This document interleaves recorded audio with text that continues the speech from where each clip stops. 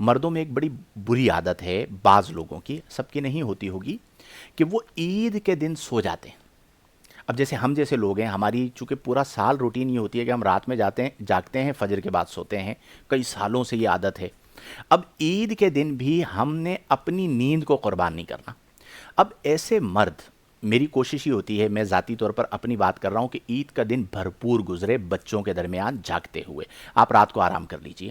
اس کی وجہ کیا ہے کہ جب عید کے دن بندہ گھر میں سو رہا ہوتا ہے نا، آپ یقین کریں کہ وہ عید کے دن بھی منحوسیت کا دن بنا دیتا ہے، نحوست کا، پورے گھر کا ماحول خراب کر دیں گے۔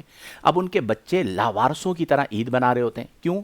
وارث مردار پڑا ہے بستر پہ، ٹھیک ہے، معذرت کے ساتھ یہ ہمارے ہاں بعض لوگوں کی عادت ہوتی ہے کہ بچے لاوارثوں کی طرح عید منا رہے ہیں، کیوں منا رہے ہیں جی؟ اس لیے کہ وارث جو ہے، ابا جو ہے، وہ مردار پڑے ہوئے۔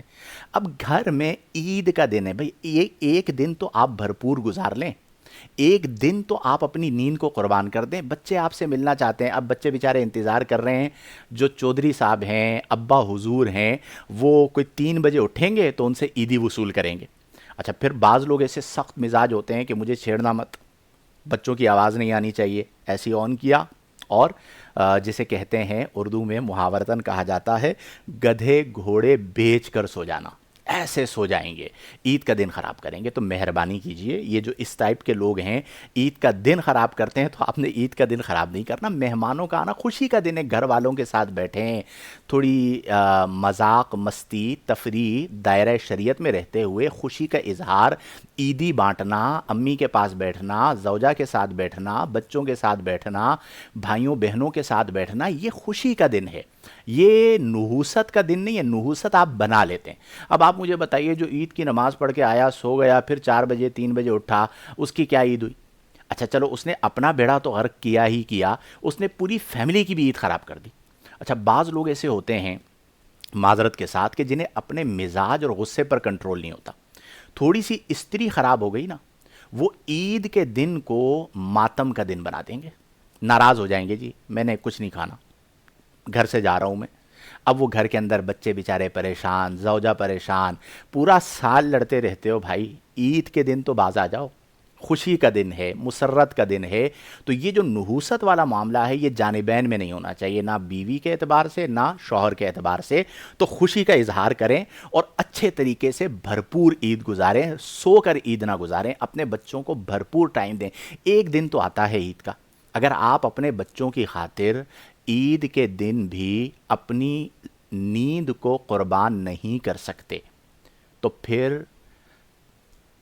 نہ چاہتے ہوئے میں کہہ دیتا ہوں، ہو سکتا ہے ہمارے بعض بھائی باز آ جائیں، یا حمزہ، میں کہہ دیتا ہوں کہ اگر آپ عید کے دن بھی بچوں کی خاطر، ان کی خوشی کی خاطر اپنی نیند قربان نہیں کر سکتے، تو آپ پہ تف ہے، ٹھیک ہے؟ آپ کی اس عادت پہ تف ہے کہ اتنا عظیم دن ہے اور آپ اس کو ضائع کر رہے ہیں، تو اس چیز کا خیال رکھیں۔ پھر اسی طرح ایک راستے سے جائیں، دوسرے راستے سے آئیں، یہ سنت ہے، نبی کریم صلی اللہ علیہ وسلم اس بات کا اہتمام فرمایا کرتے تھے۔ اسی طرح عید کے دن صلہ رحمی اور خوش اخلاقی سے پیش آنا، یہ بہت امپورٹنٹ ہے۔ یہ عید آپ اس طرح گزاریں، میرا ایک آپ کو مشورہ ہے، آپ کر کے دیکھیے گا، آپ کو نفع ہوگا، کہ جن لوگوں سے آپ کا اختلاف ہے، یا جن لوگوں کے اور آپ کے درمیان کچھ کھچاؤ ہے، رشتہ دار ہوں، ہم اثر ہوں، دوست ہوں، آپ ان کے لیے ایک میسج تیار کیجئے، اور وہ میسج آپ انہیں بھیج دیجئے عید مبارک کا۔ آپ دیکھیں آپ کو کتنا مزہ آئے گا۔ مسئلہ کیا ہوتا ہے کہ ہم کہتے ہیں وہ مجھے میسج کرے، میں کہتا ہوں وہ کہتا ہے میں اسے میسج کروں، دونوں ایک دوسرے کے میسج کے جواب میں میسج کے انتظار میں رہتے ہیں، اور عید گزر جاتی ہے۔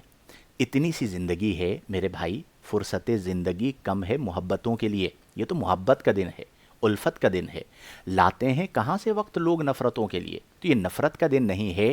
جن سے بھی آپ کا اختلاف ہے، اللہ کی رضا کے لیے معاف کر دیں، اللہ کی رضا کے لیے انہیں آپ آگے بڑھ کر عید مل لیں۔ تو خوش اخلاقی سے ضرور پیش آئیں۔ مسجد میں آتے ہیں، آپس میں نمازی حضرات کو چاہیے کہ خوش اخلاقی سے ملیں، محبت سے ملیں۔ رشتہ دار آ جائیں، خوش اخلاقی سے ملیں، محبتوں سے ملیں۔ جن کے ساتھ آپ کو اختلاف ہے، آپ انہیں کال کر لیجئے، آپ کی کوئی ذات کم نہیں ہو جائے گی، یا کوئی ایسا نہیں ہے کہ آپ کی ذات تبدیل ہو جائے۔ کہ آپ جو ہے وہ کسی ایک ذات سے تھے، کال کرنے کے بعد آپ کی ذات ہی تبدیل ہو گئی.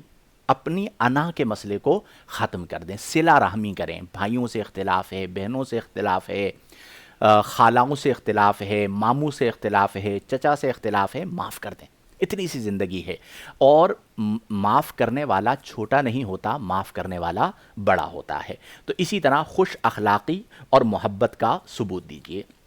ایک اور چیز جو بڑی امپورٹنٹ ہے وہ یہ ہے کہ چونکہ خوشی کا دن ہے تو جائز تفریح اور خوشی منانا اور خوشی کا اظہار کرنا یہ عید کا بنیادی تقاضا ہے. اگر جائز تفریح ہے، مثال کے طور پر آپ اپنے بچوں کو لے کر آؤٹنگ پہ چلے جاتے ہیں، کسی پارک چلے جاتے ہیں، جھولوں پہ، چھوٹے بچے جو ہوتے ہیں وہ جھولوں کے شوقین ہوتے ہیں، آپ اپنے بچوں کو لے کر جھولوں پر چلے جاتے ہیں، سی سائٹ چلے جاتے ہیں، گھومنے چلے جاتے ہیں، تو یہ بالکل جائز ہے. نہ صرف جائز ہے بلکہ یہ کرنا چاہیے. کوشش کریں کہ آپ اپنے اندر یہ چیز پیدا کریں، جائز تفریح. ایون اگر آپ گھر پہ بھی موجود ہیں تو گھر میں بھی جائز تفریح کا سامان ہو سکتا ہے کہ آپ 1 گھنٹہ بچوں کو دیں، standard of time, quality of time, اور 1 گھنٹہ اپنے اوپر لازم کر لیں کہ میں نے بچوں کے ساتھ کھیلنا ہے.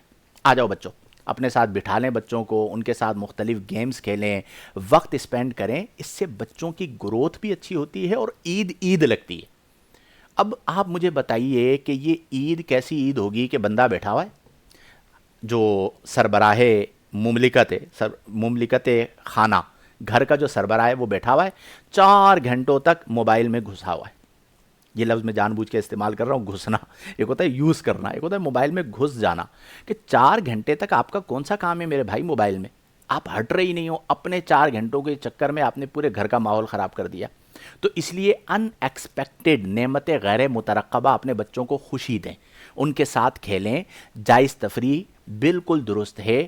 اور عید کے دن مہربانی کر کے خدا را آپ کو جو ہے وہ جس سے محبت ہے اس کا واسطہ دے دیتا ہوں، مزاحن کہہ رہا ہوں کہ آپ نے منہ نہیں سجانا. آپ یقین کریں ایسا بندہ مجھے زہر لگتا ہے، زہر سے بھی برا لگتا ہے جس کا عید کے دن بھی منہ سجا ہوا ہو. اب وہ اپنی انا کے چکر میں خوشی کے دن کو خراب کر رہا ہوتا ہے. تو عید کے دن اپنے اوپر لازم کر لیں. اب میں دہرا رہا ہوں، نمبر 1 غسل کرنا، نمبر 2 اچھا لباس پہننا، نمبر 3 خوشبو کا استعمال کرنا، نمبر 4 میٹھا کھا کر عید کے لیے جانا، نمبر 5 جو ڈسکلیمر کے ساتھ کہہ رہا ہوں، نحوست نہ پھیلانا. ٹھیک ہے؟